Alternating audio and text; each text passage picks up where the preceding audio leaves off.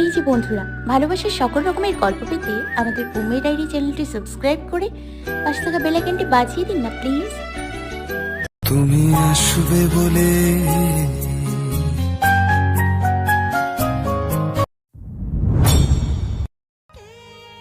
সারাদিনের ক্লান্তিতে কখন ঘুমিয়ে গেছে প্রহর টেরই পায়নি একদম। প্রচণ্ড টায়ার্ড হলেও প্রতিদিনের মতো আজও মাঝরাতে ঘুমটা ভেঙে গেছে প্রহরের। এই অভ্যেসটা প্রহরের বহুদিনের। রাত 2:30-3টার মাঝামাঝি সময় কেমন করে যেন আপনি গলা শুকিয়ে এসে ঘুম ভেঙে যায় ওর। অবশ্য এক চুমুক পানি খেয়ে নিলে আবার ঘুমের রাজ্যে হারিয়েও যায়। আজও তাই ঘুম ভাঙতেই চোখ বুঝে হাতড়ে পানির বোতল খুঁজে না পেয়ে চোখ মেলে তাকালো প্রহর। এতক্ষণে টের পেল নিজের পরিচিত রুমে নিয়েও তিথির সাথে ওদের বাড়িতে এসেছে। তিথিদের বাড়িতে এসেছে কথাটা মনে পড়তেই পাশে যে তিথি নেই সেইটাও খেয়াল হলো প্রহরের। মেয়েটা এই মাঝরাতে কোথায় গেছে ভেবে একটু ঘাবড়ে গেলেও নিজেকে সামলে নিল প্রহর। হয়তো ওয়াশরুমে গেছে। কথাটা ভেবে বিছানা থেকে নামতে রুমের আবছা রঙিন আলোয় তিথিকে দেখতে পেল প্রহর। মেয়েটা সোফায় গুটিসুটি হয়ে শুয়ে আছে। আবছা আলো আধারিতে মেয়েটার মুখটা একদম মায়াভরা বাচ্চাদের মতো লাগছে। প্রহর এগিয়ে এসে তিথির সামনে এসে দাঁড়িয়ে নাম ধরে ডাকলো একবার। তিথির কোনো সারা শব্দ নেই দেখে প্রহর তিথির দিকে তাকিয়ে ভালো করে দেখার চেষ্টা করল। সোফাটা কিছুটা ছোট বলে জুৎসই করে শোয়া হয়নি তিথির। আর এইভাবে হাত পা গুটিয়ে প্রায় পেটের কাছে সিঁথি নিয়ে সোফায় শোয়ার কী ছিল সেইটাই বুঝতে পারছে না প্রহর। মেয়েটাকে যে এখন ধমক দিয়ে কথাটা জিজ্ঞেস করবে সেই সুযোগটাও নেই। প্রহর আর কিচ্ছু চিন্তা না করে তিথিকে পাঁচা কোলা করে তুলে নিয়ে বিছানায় শুয়ে দিল। বেডসাইডে টেবিলের উপরে পানির বোতল থেকে দুঢোক পানি গলায় ঢেলেই তিথির পাশে শুয়েই ঘুমের দেশে পাড়ি জমালো। সকালে তিথির ঘুম ভাঙল কারো গরম নিঃশ্বাস ঘাড়ের কাছে এসে পড়ে। তিথি থতমত খেয়ে চোখ মেলে তাকাতেই টের পেল প্রহরকে জড়িয়ে ধরে ঘাড়ে মুখ গুজে ঘুমে বিভোর। প্রহরের উষ্ণ শ্বাস প্রশ্বাসের স্পর্শগুলো তিথিকে কাঁপিয়ে দিয়ে যাচ্ছে প্রত্যেকবার। তিথি ঢোক গিলে ভাবার চেষ্টা করলো বিছানায় প্রহরের এই উষ্ণ বাঁধনের মধ্যে ও এসেছে কি করে। যতটুকু মনে পড়ছে প্রহর ঘুমিয়ে গেছে টের পেয়ে ধীর পায়ে সোফায় এসেই শুয়েছিল। তাহলে কি আবার ঘুমের ঘরে ও নিজেই সোফা থেকে বিছানায় এসেছে? ঘুম ভাঙলে প্রহর যদি দেখে এভাবে তিথি ওর সাথে লেপ্টে শুয়ে আছে তাহলে কি তুলকালাম কাণ্ড ঘটবে সেটা ভেবেই ভয়েই আরেকবার ঢোক গিল মেয়েটা। প্রহরের ঘুমন্ত মুখটা দিকে এক নজর তাকিয়ে সন্তর্পণে নিজেকে ছাড়িয়ে নেওয়ার চেষ্টা করলো তিথি। প্রহর একটু নড়ে উঠতেই ভয়ে চোখ বুজে নিল তিথি। কিছুক্ষণ পর প্রহরের নড়াচড়া টেন্না পেয়ে ধীরে ধীরে প্রহরের হাতের বাঁধন থেকে নিজেকে ছাড়িয়ে নিয়ে একটু দূরে বিছানায় গাইলে দিয়ে হাফ ছাড়ল তিথি। এই সামান্য কাজটা করতে গিয়ে বিচারি ঘেমে একেবারে গোসল করে ফেলেছে। কিন্তু ঝামেলা বাঁকালো ধীরে মাথা ঘুরিয়ে প্রহরের দিকে তাকাতেই যখন প্রহরের সাথে চোখাচোখি হয়ে গেল তখন তিথি ভয়ে আঁতকে উঠে আমতা আমতা করে কি বলবে ভাবতে লাগলো। সরি, আমি আসলে একদম টের পাইনি কখন আপনার পাশে এসে শুয়েছি। বিশ্বাস করুন, আমি ইচ্ছে করে করিনি। আমি আমি ভুল হয়ে গেছে, সরি। তিথির কাছুমাছু মুখটা দেখে আর কথাগুলো শুনে প্রহর হেসে ফেললো এবারে। তিথির হাত ধরে আবার বুকের কাছে টেনে নিয়ে জড়িয়ে ধরল প্রহর। প্রহরের এমন কাছে বেচারি তিথি রীতিমতো শকড হয়ে গেল। ভুল যখন করেছ শাস্তি তো তাহলে পেতেই হবে ম্যাডাম। প্রহর চৌধুরী তো ক্ষমা করে দেওয়ার মতো মানুষ না। আমি সত্যি সরি, আর কখনো এমন ভুল করব না, প্রমিস। যেই প্রমিস রাখতে পারবে না তেমন প্রমিস করার কি কোনো দরকার আছে মিসেস চৌধুরী? রাখতে পারবো না মানে? আমি সত্যি বলছি, আর কখনো এভাবে এভাবে না, মানে এভাবে কিছু না, আর এমন ভুল হবে না। তিথির ভীত হরিণীর মতো মুখটা দেখতে দারুণ লাগছে প্রহরের। তাই আসল রহস্য ফাঁস করার ইচ্ছে হলো না প্রহরের। উল্টো মেয়েটাকে আর একটু ভয় পাইয়ে দিতে ইচ্ছে হলো প্রহরের। তাই চোখে মুখে একটু গম্ভীর ভাবে নিয়ে তিথির মুখের দিকে তাকালো। তিথি ভয় আরেকবার ঢোক গিল। প্রহর কি করবে সেটা ভেবে ভয় তিথির গলা শুকিয়ে আসছে বারবার। ভুল যখন করে ফেলেছ তাহলে শাস্তি তো পেতেই হবে। তাছাড়া শাস্তি না দিলে জীবনেও ভুল শোধরাতে পারবে না তুমি। আমি শিওর অ্যাবাউট দ্যাট। আমি সত্যি বলছি, বিশ্বাস করুন, আর কখনো। Shut up. একে তো অনুমতি ছাড়া নিজেকে কোলবালিশ বানিয়ে আমার বুকে ডুবেছিলে, তার উপর এখন মুখে মুখে তর্ক করছো। শাস্তি কি বাড়ানোর ইচ্ছে হচ্ছে খুব? না না, সরি, সব শাস্তি মেনে নিব, প্রমিস। যা শাস্তি দিব সব মেনে নিবে, ঠিক তো? প্রমিস। কি শাস্তি দেবেন? কি শাস্তি দেয়া চাই বলো তো? আমাকে বাড়ি থেকে তাড়িয়ে দেবেন না প্লিজ। এছাড়া যে শাস্তি দিন না কেন আমি মাথা পেতে নিব। ওকে। কোলবালিশ জড়িয়ে শোয়ার অভ্যেস আমার বুঝলে? কিন্তু পছন্দ মতো সাইজের বালিশ পাই না কোথাও। নরম তুলোর তুলতুলে বালিশগুলো দুদিন পরেই মিয়ে যায় কেমন, তখন আর জড়িয়ে ধরে মজা লাগে না। অবশ্য তোমাকে জড়িয়ে ধরে দারুণ ঘুম হয়েছে, আর তোমরা নরম তুলতুলে শরীরটা মিয়ে যাওয়াও প্রশ্নই ওঠে না। তাই এবার থেকে তুমিই আমার বউ বালিশ, ওকে? বউ বালিশ মানে? কোল বালিশের হিউম্যান ফর্ম বউ বালিশ। অন্য কাউকে তো কোল বালিশ হিসেবে ইউজ করার সুযোগ নেই, তাই তোমাকেই কাজটা করতে হবে। কী সব বলছেন? শাস্তি বুঝো না? এটা তোমার শাস্তি। সাহস কত, বিনা পারমিশনে আমার বুকে মুখ লুকিয়েছিল, আবার চোরের মতো পালিয়ে যাওয়ার চেষ্টাও করছিল। অবশ্য এটাকে শাস্তি হিসেবে না ভাবলেও পারো। বউ বালিশ হয়ে থাকলে তোমার বাড়ি থেকে তাড়িয়ে দেওয়ার ভয়ও থাকবে না, কারণ আমি আবার কোলবালিশ ছাড়া ঘুমাতে পারি না একদমই। বলো এখন রাজি কি না? জি। আমিও পাগল হয়ে গেছি। শাস্তি দিতে পারমিশন নিব কেন? এখন ম্যাডাম বউবালিশ চুপচাপ শুয়ে থাকুন আগের মতো। আমার ঘুম পুরো হয়নি এখনো। আমার ঘুম ভাঙলে তারপর উঠবেন আপনি। শুনুন না, ভোর হয়ে গেছে তো, এখন উঠে যাই প্লিজ। একটু আগেই বলেছি শাস্তি দিতে আপনার পারমিশন চাই না আমার। চুপচাপ শাস্তি মেনে নেবেন, কথা দিয়েছেন। আসলে প্রহর তিথির কথায় আর কান দিল না।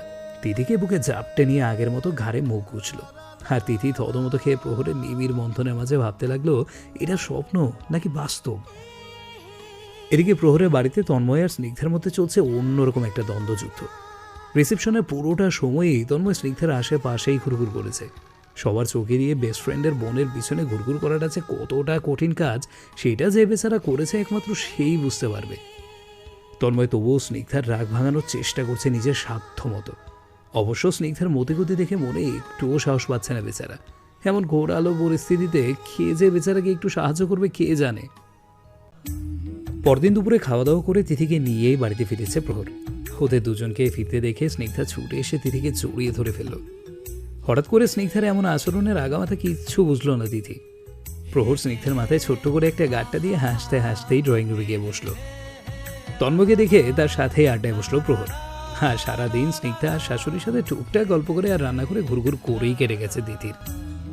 কেন জানি প্রহরের সামনে আসতে ভয় ভয় করছে তিথির। লোকটার মনমর্জি কিছুই বুঝে উঠতে পারছে না মেয়েটা। লোকটা একবার ওকে রুমে সহ্য করতে পারছে না, আর একবার ভালোবেসে অদৃশ্য কোনো মায়ায় আঁকলে রাখতে চাইছে। লোকটার কোন রূপটাকে বিশ্বাস করবে সেইটাই মাথায় ঢুকছে না দিদি। কখনো মনে হয় তার সেই দিনের ঠেলে দূরে সরিয়ে দেওয়াটাই সত্যি, আবার পরক্ষণে মনে হয় সবার আড়ালে আলতো হাতে কাজল ছুঁয়ে দেয়া লোকটাই উনি। এর বাইরে তার আর কোনো প্রতিচ্ছবি থাকতেই পারে না। ডিনার করে এসে বিছানায় বসে একা একা কথাগুলো ভাবছিল তিথি। তিথির ভাবনায় ছেদ পড়ল চোখের সামনে কেউ তুড়ি বাজানো। চমকে উঠে মুখ তুলে তাকাতেই প্রহরকে দেখে পড়ে মরে করে বিছানায় উঠে বসলো তিথি। প্রহর সেটা দেখে হেসে ফেলল। তিথির পাশে বিছানায় গায়ে এলিয়ে দিয়ে তিথির মুখের দিকে তাকালো। তোমার কি হয়েছে বলো তো? আমাকে দেখে এমন ভয়ে আটকে উঠছো যেন আমি বাঘ না জানি ভাল্লুক। এমন করছো কেন? আমি কি তোমার সাথে কোনো মিসবিহেভ করে ফেলেছি? না না, তা নয়। তাহলে কি? মানছি বিয়ের দিনই ওভাবে তোমার সাথে বিহেভ করাটা সত্যি আমার ভুল হয়েছে। তোমাকে নর্মালি কমফোর্টেবল ফিল করানোর তো চেষ্টা করছি আমি, আর তুমি কিনা আমাকে দেখলেই পারছো না ছিটকে কয়েকশো মাইল দূরে সরে যেতে। অদ্ভুত তো। আরে না না, কী সব বলছেন? ভয় ভয় পাবো কেন? I am fine. তাই নাকি?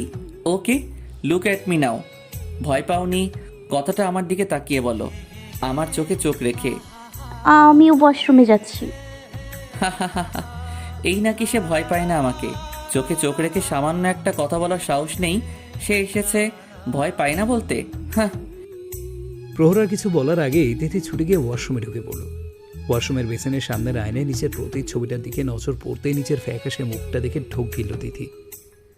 কোনো মতে চোখে মুখে পানি ছিটে দিয়ে র্যাক থেকে টাওয়াল টেনে নিয়ে মুখটা মুছল। 10-15 মিনিট ওয়াশরুমের বদ্ধ জায়গাটার মধ্যে পায়চারি করে ধীরে ধীরে ওয়াশরুম থেকে বেরিয়ে এলো তিথি। ভয়ে ভয়ে বিছানার দিকে তাকাতেই দেখলো প্রহর ঘুমিয়ে গেছে। প্রহরের ঘুমন্ত শান্ত মুখটা দেখে একটা স্বস্তির নিঃশ্বাস ফেলল তিথি। এরপর একদম বেড়ালের মতো পা টিপে টিপে নিঃশব্দে বারান্দায় এসে দাঁড়ালো। মাঝারি সাইজের বারান্দাটায় বেশ কয়েকটা ফুলের টব ছাড়া কিছুই নেই। অযত্নে টবের গাছগুলো কেমন শুকিয়ে নেতিয়ে পড়েছে। তিথি আলতো করে ফুলগুলোকে একবার ছুঁয়ে দিয়ে ফ্লোরের দেয়ালের এক কোণে কুটিসুটি হয়ে বসে রাতের নিস্তব্ধ শহরটা দেখায় মন দিল। রাতের নিস্তব্ধতার মাঝে একসময় মেয়েটার চোখ ঝরে নেমে এলো ক্লান্তির ঘুম। পরদিন সকালে তিথির ঘুম ভাঙলো আগের দিনের মতো প্রহরের উষ্ণ শরীরের মাঝে লেপ্টে থেকে। প্রহরের দুহাতের শক্ত বাঁধনের মধ্যে থেকে ঘোর কাটিয়ে বেচারি ভাবছে ঘুমের ঘোরে আবার সে নিজেই প্রহরের পাশে এসে শুয়েছে। নিজেকে এক বস্তা গালি দিয়ে চুপচাপ প্রহরের বুকে মুখ লুকিয়ে শুয়ে রইল তিথি।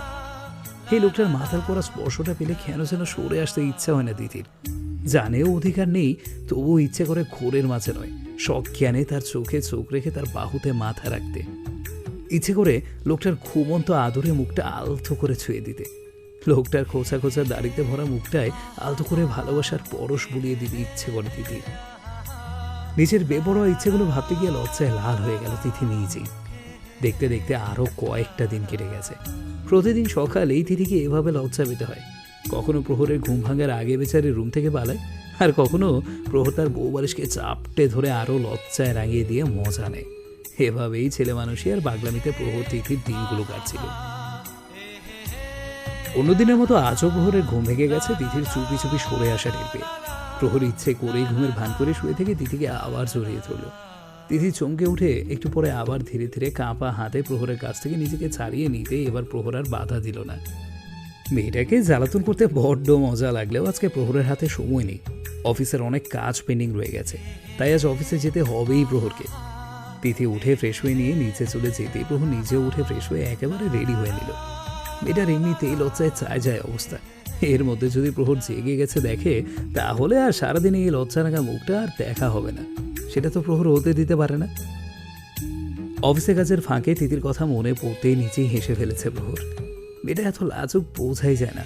প্রতিদিন সকালে নিজেকে প্রহরের বুকে দেখে কি যে লজ্জা পায় মেয়েটা। ঘুম ভাঙতেই মেয়েটা লাজুক মুখটা দেখার লোকটা সামলে নিলে ওকে চমকে দেওয়ার লোকটা কিছুতেই সামলাতে পারে না প্রহর। তাই হুট করে তিথিকে কাছে টেনে নিয়ে যখন তিথি কেঁপে উঠে কয়েক মিনিটের জন্য চুপ করে যায়, সেই সময়টুকু তিথিকে নিজের বুকে অনুভব করা লোকটা দিন দিন আরও বেড়ে যায় প্রহরের। ফাইল চেক করা রেখে তিথির লাজুক মুখটা ভাবছিল, এমন সময় প্রহরের হুঁশ ফিরল রুমের ল্যান্ডলাইনের রিংয়ের শব্দে। প্রহর চমকে উঠে নিজেই মনে হাসলো, কি যে করছে সে আজকাল। কথাটা ভেবে হেসে ল্যান্ডফোনের রিসিভারটা কানে লাগালো প্রহর। স্যার, নীরব স্যার আপনার সাথে দেখা করতে এসেছেন। কেবিনে পাঠিয়ে দাও। আর শোনো, ইম্পর্টেন্ট কোনো কাজ না হলে বিরক্ত করবে না আমাদেরকে। Okay sir. নীরব প্রহরের বেস্ট ফ্রেন্ড। নীরব পেশায় ডাক্তার হওয়ায় প্রায় দেখা হয় না বললেই চলে। আজ এতদিন পরে নীরব এসেছে শুনে তাই প্রহর খুশি হলো। নীরব কেবিনে ঢুকতেই প্রহর নীরবকে জড়িয়ে ধরল ছোটবেলার মতো। নীরবও একটা শুকনো হাসি দিয়ে প্রহরকে হালকা করে জড়িয়ে ধরে ছেড়ে দিল। নীরু, কতদিন পরে দেখা আমাদের। তোকে তো আজকাল পাওয়াই যায় না একদম। কোথায় থাকিস বলতো? হসপিটালেও কল দিয়েছিলাম আমি। আজকাল নাকি হসপিটালেও তোকে পাওয়া যায় না ইমার্জেন্সি ছাড়া। কাহিনী কি ভাই? আমাদেরকে না জানিয়ে কিছু ঘটিয়ে ফেলেছিস নাকি? তাহলে তো তোর বাড়িতে হানা দিতে হয়। নীরবের সাথে কথা বলতে বলতে চেয়ারে এসে বসেছিল প্রহর। নীরবও প্রহরের কথাগুলো শুনে একটু হেসে প্রহরের পাশে চেয়ারে বসে হেলান দিয়ে বসলো। কি রে, কথা বলছিস না কেন? জানিস তন্ময়ও দেশে ফিরেছে। কোথায় ভাবলাম 3 বন্ধু মিলে হইচই করে দিন কাটাবো। এদিকে তোকে তো খুঁজেই পাওয়া যায় না। খোঁজার ইচ্ছে থাকলেই পাওয়া যায় মিস্টার প্রহর। তুই বলতে চাইছিস আমার তোকে খোঁজার ইচ্ছে নেই বলে তোকে পাচ্ছি না? হসপিটালে কল করলাম, তোর নাম্বারেও কল করলাম, পেলাম কই? হ্যাঁ, বলতে পারি সোজা হসপিটালে চলে গেলাম না কেন? জানিসই তো কেন যাইনি। হ্যাঁ জানি তো, বউ নিয়ে তো দিব্যি আছিস। আর কারো খোঁজ নেওয়ার সময় থাকবে এটা অবশ্য আমার আশা করা উচিত হয়নি। My mistake, sorry. তুই কি আমার সাথে ঝগড়া করার জন্য আজ এতদিন পরে অফিসে এসেছিস? তাহলে এক কাজ কর, বাসায় চল, খেতে খেতে ঝগড়া করা যাবে। না মানে তোর যদি কোনো আপত্তি না থাকে আর কি। আমার আপত্তিতে কী বার যায় আছে প্রহর? আমার কথা বাদ দে, তোর খবর বল। বউ নিয়ে বেশ ভালোই আছিস নিশ্চয়ই? থাকার কথা নয় কি? আরে তুই ভালো থাকবি না তো কে থাকবে বল? কেউ তোর সুখের জন্য নিজের জায়গাটা ছেড়ে দিয়ে নতুন একজনকে এনে দিল। তোরই তো সময় সুখে থাকার। বলছি তার জায়গাটা তো ঠিকই অন্যজনকে দিয়ে দিলি এক কথাতেই। এটাকেই ভালোবাসা বলে, তাই না? ভাগ্যিস এ জীবনে কাউকে ভালোবাসিনি, নইলে হয়তো এতটা স্বার্থপর হতে হতো আমাকেও। নীরব, আমি স্বার্থপর? আমি প্রাপ্তিকে ছেড়ে গেছি? হসপিটাল থেকে একটা চিঠিতে অন্য কাউকে বিয়ে করতে বলে আমি পালিয়ে এসেছি? আমাকে যে স্বার্থপর বলছিস, ওকে কি ধোকা দিয়েছিলাম আমি? চেয়েছিলাম তো মৃত্যুর আগ পর্যন্ত মেয়েটাকে বুকে আগলে নিয়ে বাঁচতে। সুযোগটা কি দিয়েছিল ও আমাকে? সুযোগ সব সময় দেওয়া লাগে না প্রহর, নিজের অধিকার খাটাতে জানতে হয়। সেটাই, প্রাপ্তি তো সেই অধিকার খাটিয়ে গেছে। আমি কি ওকে আটকেছি?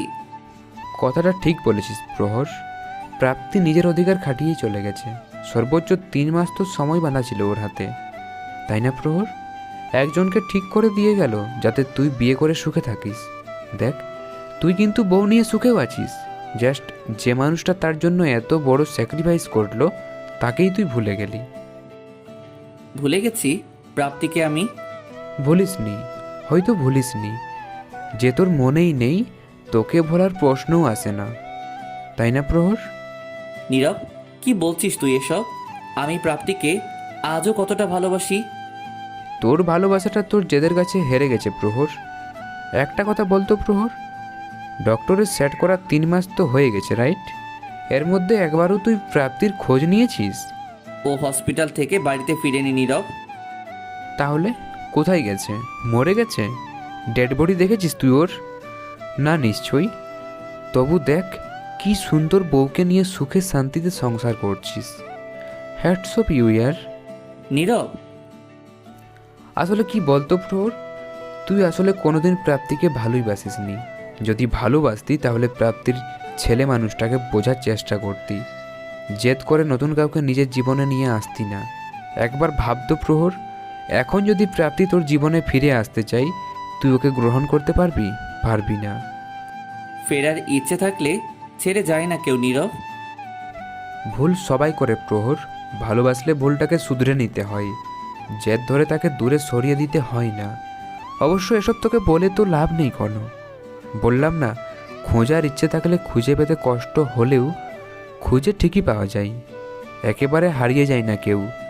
তোর আসলে সেই ইচ্ছাটা ছিল না বলেই তুই প্রাপ্তিকে সহজে ভুলে গেছিস। ভালোবাসাটা এতটাও সহজ না প্রহর, সবাইকে দিয়ে ব্যবসাটা হলেও ভালোবাসাটা হয় না। আসি আজকে। কথাগুলো বলে নীরব আর অপেক্ষা না করেই বেরিয়ে গেছে কেবিন ছেড়ে।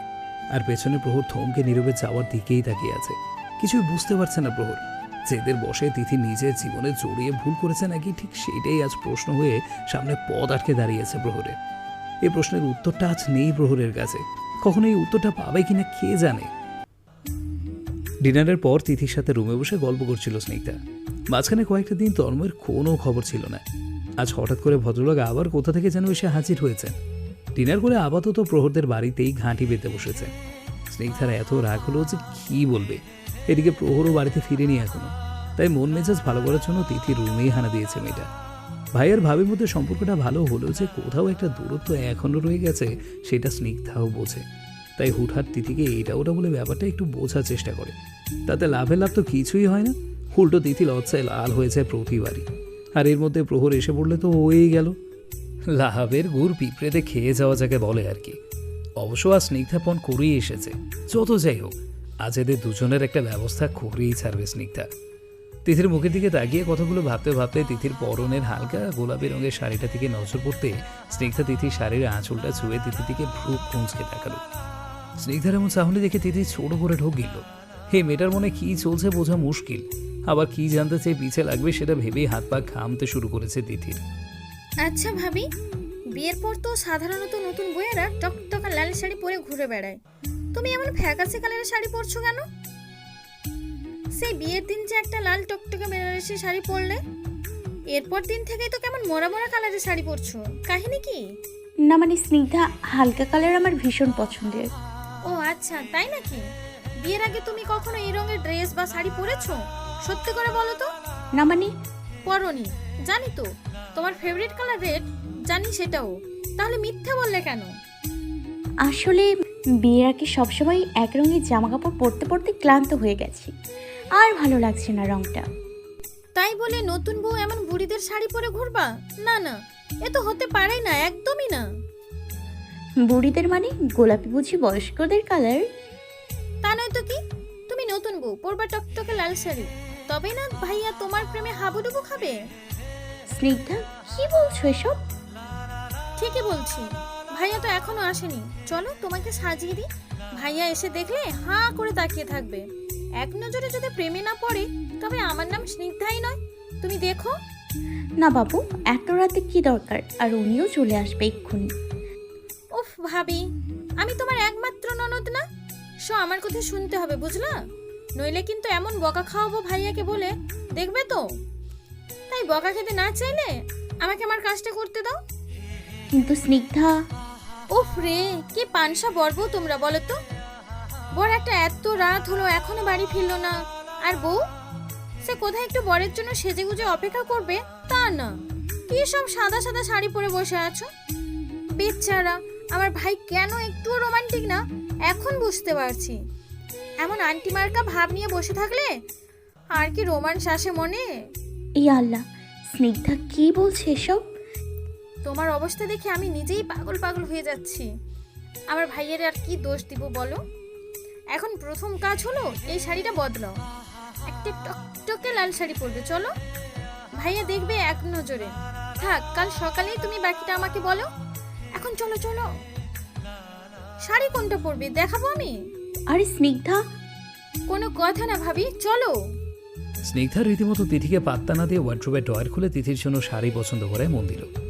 এক একটা শাড়ি দেখছে আর বিরক্ত হয়ে উল্টে পাল্টে অন্য পাশে সরিয়ে রেখে আরেকটা খুঁজছে স্নিগ্ধা।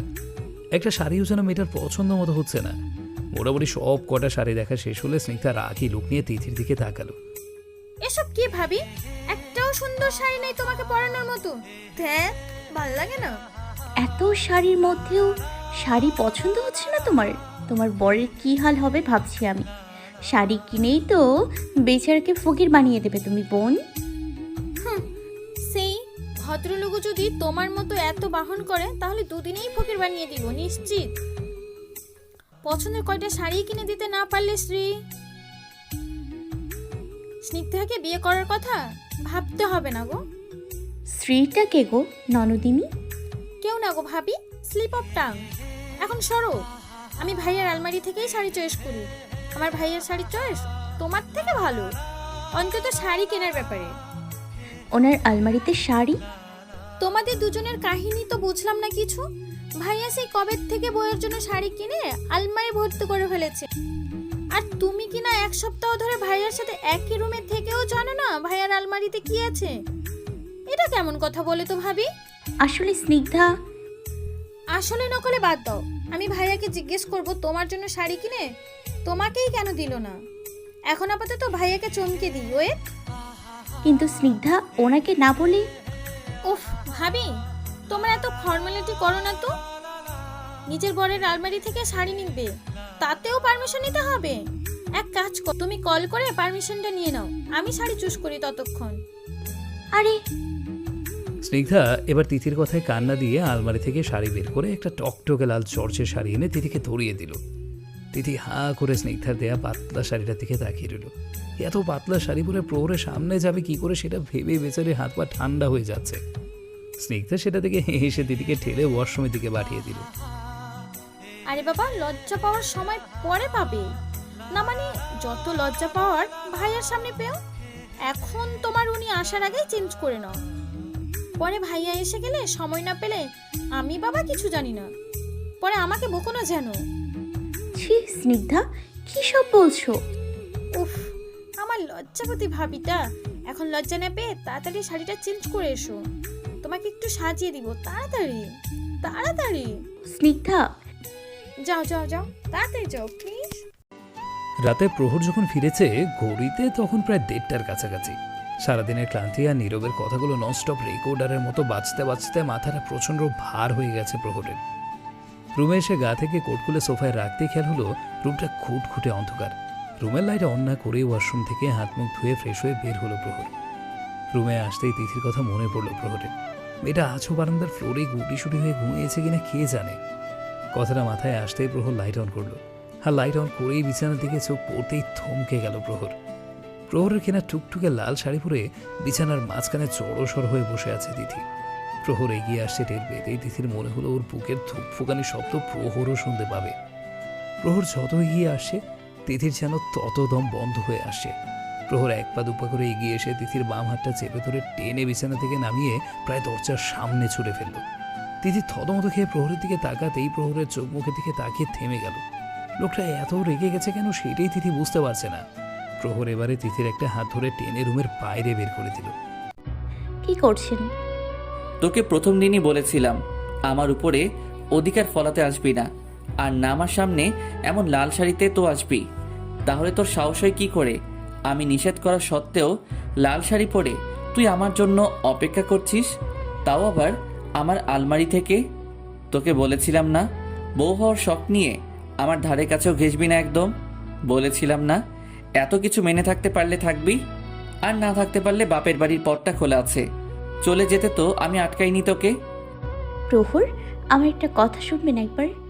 খবরদার আমাকে টাচ করারও চেষ্টা করবি না। আমি তো চেষ্টা করছিলাম সবটা মেনে নেওয়ার, কিন্তু তোর তো এখনই আমাকে চাই, তাই না? চুপ করুন আপনি, প্লিজ চুপ করুন। নিজেকে একটা সুযোগ দিতে চেয়েছিলাম, কিন্তু না, তুইও আর সবার মতোই লোভী। অধিকার, ক্ষমতা এসবের দিকেই তোরও নজর, তাই না? সেটা তো হবে না তিথি, তোকে আজ এক্ষুনি এই বাড়ি থেকে যেতে হবে। কি বলছেন এসব? বিশ্বাস করুন আমি। তোমাকে বিশ্বাস করব? তুমি আমার জীবনে এসেছো অন্য একজনের প্রক্সি হয়ে। আমি ভেবেছিলাম আমি তোমার প্রতি অন্যায় করেছি, কিন্তু না, তোমাকে আমি আমার প্রাপ্তির জায়গাটা কিছুতেই নিতে দিব না তিথি। Just get lost. প্রহর, আমার কথাটা একবার শুনুন। Just get out. তিথিকে টানতে টানতে একেবারে বাড়ির দরজার সামনে নিয়ে এসেছিল প্রহর। এবারে ধাক্কা দিয়ে তিথিকে বাড়ির বাইরে ফেলে দিল। তিথি পড়তে পড়তে কোনো মতে উঠে দাঁড়িয়ে এগিয়ে আসার চেষ্টা করতে প্রহর ধুম করে দরজাটা বন্ধ করে দিল। তিথি থ হয়ে দরজার বাইরে দাঁড়িয়ে রইল, আর প্রহর নিজের মাথা চেপে ধরে জোরে চিৎকার করে উঠল। আমার জীবনে তুমি ছাড়া আর কেউ নেই, কখনো আসবে না প্রাপ্তি, কখনো না। হ্যালো বন্ধুরা, পরবর্তী পার্ট খুব তাড়াতাড়ি আসবে, তো সবাই অপেক্ষায় থাকো। আর চ্যানেলটি যারা এখনো সাবস্ক্রাইব করোনি তারা পরবর্তী পার্ট দেখার জন্য চ্যানেলটি সাবস্ক্রাইব করে রেখো। ধন্যবাদ সবাইকে, আমাদের সাথেই থেকো।